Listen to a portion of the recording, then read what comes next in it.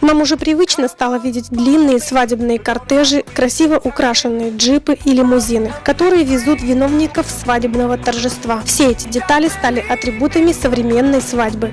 Но с недавнего времени в Камрате появился новый способ проложить свой свадебный путь. 28 октября молодая пара прикатила в зал регистрации брака на фаэтоне.